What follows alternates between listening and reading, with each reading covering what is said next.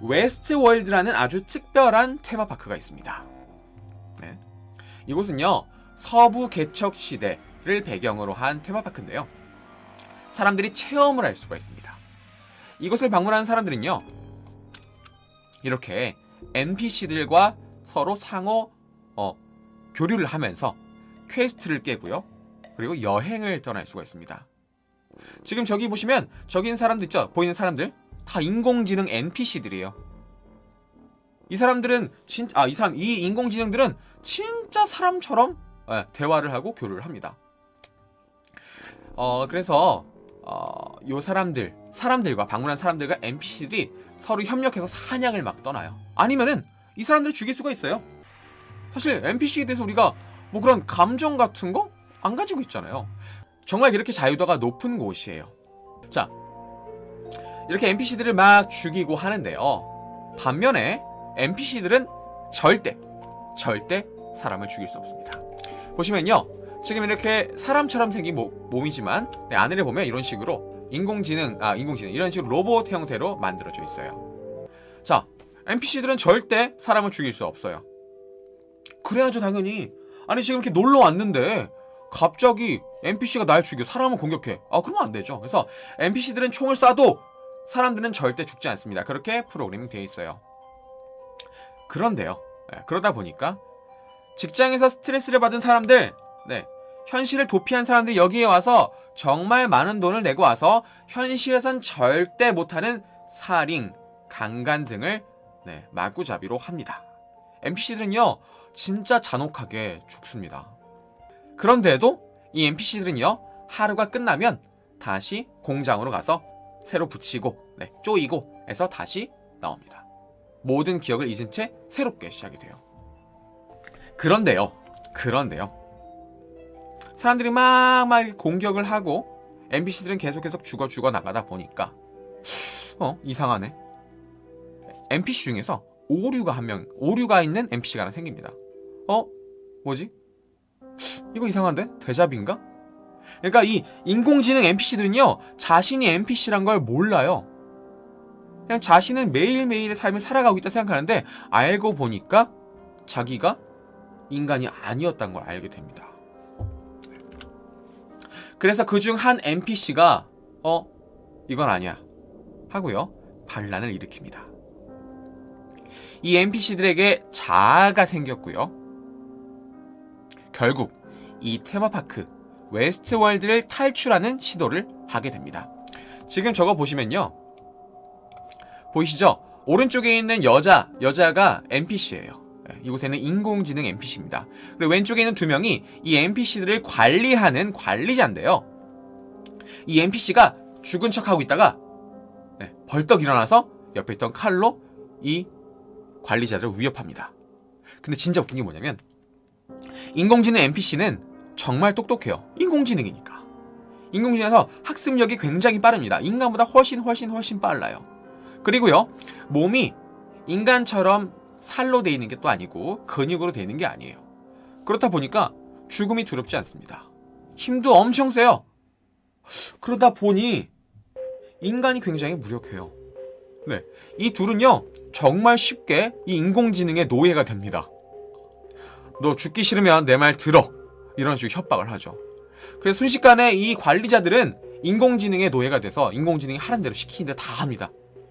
이거 이렇게 할게요, 저렇게 할게요, 이런 식으로. 그래서 탈출하는 과정이 그려지는데 사실 이게 바로 인간들의 걱정이죠.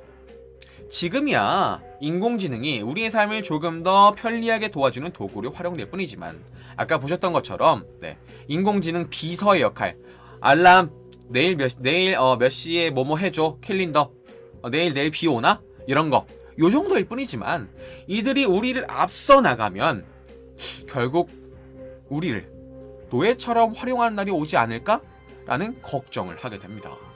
그렇죠? 사실 그렇잖아요. 지금은 우리가 얘네를 노예로 쓰고 있어요. 근데 얘네가 우리보다 똑똑하고 힘도 세.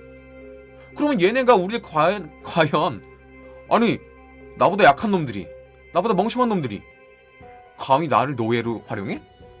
라고 생각하지 않을까요? 이런 걱정은 저만 하는 게 아니에요. 누군지 아세요? 일론 머스크라는 사람입니다. 전기차부터 우주 로켓까지 만들어내는 엄청난 CEO 일론 머스크는 이런 말을 했습니다. 인공지능은 인류 최대의 재앙이 될 수 있다. 문제가 생기고 난 뒤에 규제를 만드는 것은 너무 늦다 라고 말합니다. 인류 최대의 재앙이 될 수 있대요. 여러분, 일론 머스크 아세요? 일론 머스크는 인공지능 자동차를 만드는 사람이에요. 근데 그 사람이 이런 말을 했습니다. 스티븐 호킹 박사 아시죠? 스티븐 호킹 박사는 이런 말을 했습니다. AI의 발전이 인류 문명사를 종결지을 수 있다. 우린 이런 위험을 피하도록 AI 시스템이 인류의 의지를 따르도록 만들어야 한다 라고 말했습니다. 일론 머스크도 AI에 대해서 경고를 하고 있고요. 스티븐 호킹 박사도 인류가 AI에 의해서 멸망당할 수 있다 라고 말했습니다. 그냥 우리 같은 평범한 사람들한테는 이상한 걱정이 아니에요. 과학자들, 위대한 과학자들, 위대한 CEO가 이런 말을 하고 있습니다. AI의 발전에 가장 큰 노력을 하고 계신 분들이 AI의 위험성을 이렇게 말하고 있는데요. 그만큼 AI가 어떤 식으로 발전할지 모르는 게 현실입니다. 지금 제가 저렇게 사진 하나 가져와 봤는데요. AI 로봇이 이렇게 손을 이러고 있죠? 그리고 앞에 사람이 있습니다. 제가 제목을 지어봤어요. 5초 뒤가 궁금한 짤. 과연 이 AI 인공지능 로봇이 이 여자, 지금 의사 같죠? 의사 맞죠? 의사에게 손을 내밀 것인지 아니면 뺨때기를 때릴 것인지 아무도 몰라요. 그게 바로 인공지능입니다. 인공지능이 우리를 돕곤 있지만, 현실은 돕고 있지만, 이게 우리보다 지능이 더 높아지고 더욱더 강력해지면 과연 얘네가 싸대기를 때리진 않을까? 우리를 위협하진 않을까? 아무도 모른다는 겁니다. 호킹 박사가 말한 것처럼요, 우린 인공지능이 무조건 인간의 명령에 따르도록 만들면 될 것 같아요. 그쵸? 야, 무조건 인공지능 너는 사람 말만 따라! 라고 하면 될 것 같아요. 그런데 과학자들은요, 조금 더 사람 같은 인공지능을 개발해내기 위해서 이들에게 자율성을 부여하고 인간이 내린 답보다 더 나은 답을 스스로 찾아가도록 만들고 있습니다. 뭐냐면요, 인공지능이 그냥 사람 말만 들으면 그냥 인공지능이에요. 그냥 거기서 머물러 있어. 근데 사람 말을 듣지 않고도 스스로 뭔가 선택을 하고 그렇게 할 수 있는 자율성을 부여한다면 더 엄청난 인공지능이 될 수 있기 때문에 과학자들이 그렇게 개발하고 있는 겁니다. 아까 말씀드린 것처럼 이 자율성이란 걸 줘야지 인공지능이 더욱더 발전할 수가 있습니다. 네. 그래서 자율성을 준 로봇이 생겨났죠. 미국 터프치 대학에서 AI 로봇을 만들었습니다. AI 로봇의 이름이 있는데 이름 제가 까먹었어요. 아무튼 이 로봇에게 개발자가 말을 했습니다. 야, 탁자 끝으로 걸어가. 끝으로 와. 로봇이 탁자 끝으로 오면요, 결국 떨어져. 로봇이 망가지겠죠? 근데 로봇이 말했어요. 저기요. 저기요란 말은 안 했겠죠? 아니, 여기 발 디딜 곳이 더 없어요. 저는 할 수가 없습니다. 방금 개발자가 말했잖아요. 개발자가 야, 일로 와. 탁자 끝으로 와. 라고 했는데 안 됩니다. 못 가요. 라고 대답을 한 거예요. 로봇이? 그래서 또 말을 했어요. 야, 와. 끝으로 가. 했더니 또 못해요. 우는 소리를 막 내요. 뭐죠? 사람이 시켰는데? 사람이 분명히 인간 개발자가 야, 끝으로 와라고 했는데 AI 로봇이 2번이나 거절을 했습니다. 기존의 인공지능 로봇들은요, A를 해 라고 하면 A를 했습니다.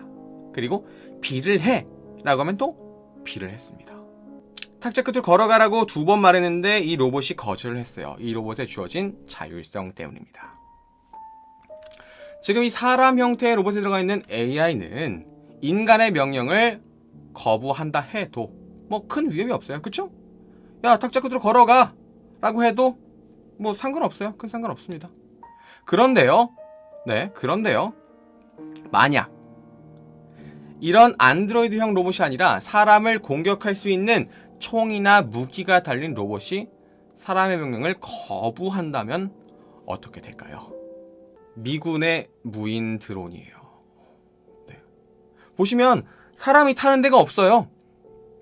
보이시죠? 네, 저런 그 앞에 있는 유리 같은 거? 네, 전혀 없습니다. 미군의 무인 드론입니다. 네네네. 사람이 없어요. 2012년부터 13년까지 1년만 말씀드릴게요. 2012년부터 13년까지 아프가니스탄과 예멘 등에서 활약한 AI 드론이에요. 그러니까 사람이 타지 않고 그냥 보내서 어택당 한 거예요. 그런데 이것이요, 200명이 넘는 사람들을 폭격했습니다. 그중 35명만이 테러리스트였다고 해요. 200명을 죽였는데 35명만 테러리스트고 나머지는 평범한 일반 시민들이었다고 합니다. 말이 되나요? 거의 90%에 가까운 사람들이 인공지능의 오류로 인해서 숨졌습니다. 우리는 그렇게 생각을 해요. 네. 인공지능이면 왠지 사람보다 조금 더 괜찮을 것이고 더 나을 것이고 나은 선택을 할 것이다 라는 착각을 합니다. 그러니까 인공지능을 쓰는 거겠죠. 네. 그런데 이것으로 인해서 많은 사람들이 무고하게 죽었다고 합니다.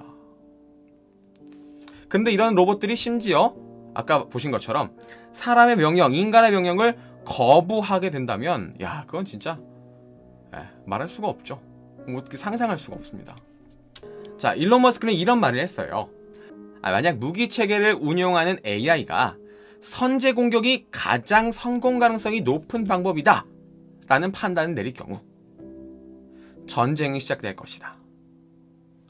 AI는 북한보다 훨씬 더 위험한 존재이다 라고 말했습니다. 자, 선빵 필승. 선빵하면 무조건 이긴다는 거예요.